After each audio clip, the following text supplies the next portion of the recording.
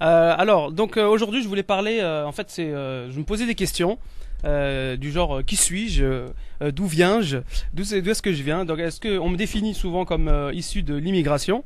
Or, la question qui me taraude de l'esprit, c'est de savoir est-ce que finalement, d'après ce que j'ai pu apprendre à l'histoire, que c'est au collège, au lycée et puis plus tard à l'université, est-ce qu'on est issu de les Franco-Maghrébins sont-ils issus de l'immigration ou de la colonisation?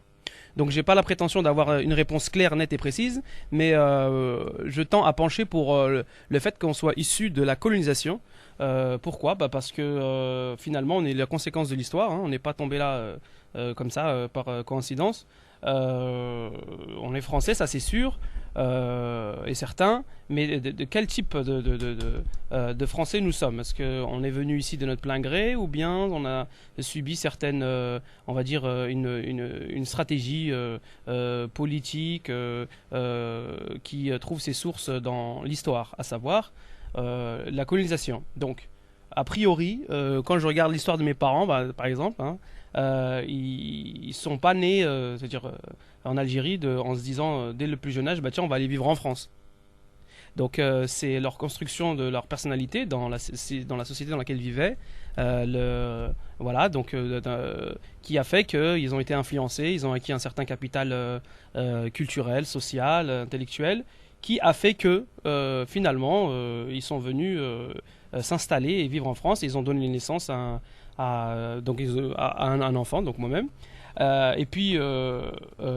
Donc, et en interrogeant mes parents, finalement, hein, quand je dis, on est issu de l'immigration ou de la colonisation, donc, ils m'ont dit très clairement, enfin, à leur sens, qu'ils ont forcément, c'était naturel pour eux, et c'était une suite naturelle de venir en France. C'est-à-dire, c'était comme si l'Algérie, c'était une prolongation de la France, là où ils sont nés, mais finalement aussi que la France était une prolongation de l'Algérie.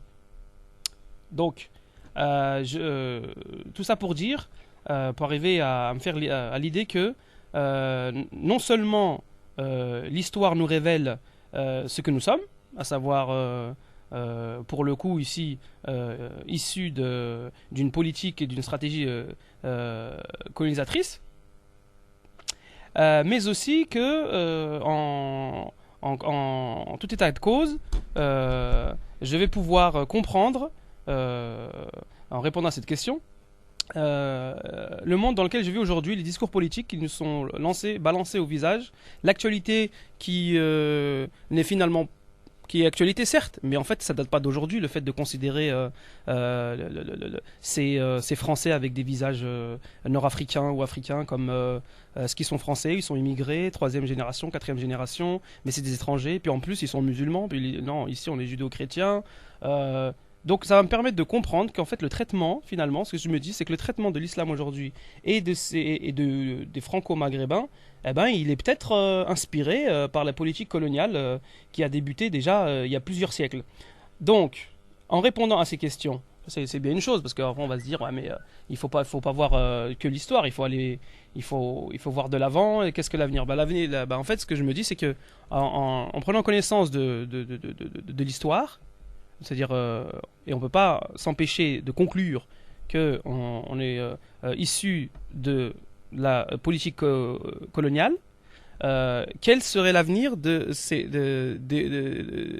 Français, c'est-à-dire de ces Maghrébins devenus Français aujourd'hui? C'est quoi leur avenir? Qu'est-ce qu'ils auraient proposé au niveau politique?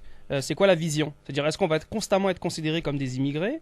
Est-ce qu'on finalement on va appeler un chat, c'est-à-dire on va dire non, non, on est issu de la colonisation, d'accord. Alors, mais ça ne veut pas dire qu'on reste colonisable. Ça ne veut pas dire que nos esprits ils vont être et notre méthode de pensée va être dictée par justement cette force colonisatrice. Mais au contraire, il faudrait dépasser ça. C'est-à-dire, il faudrait dépasser ça pour tracer un avenir où ce qui ferait loi justement, c'est l'entente entre les différentes cultures, entre les personnes qui composent la nation, c'est l'échange des bonnes idées, c'est la critique sur les mauvaises, et dans un but qui vise une chose principale, à savoir la paix et la bonne entente.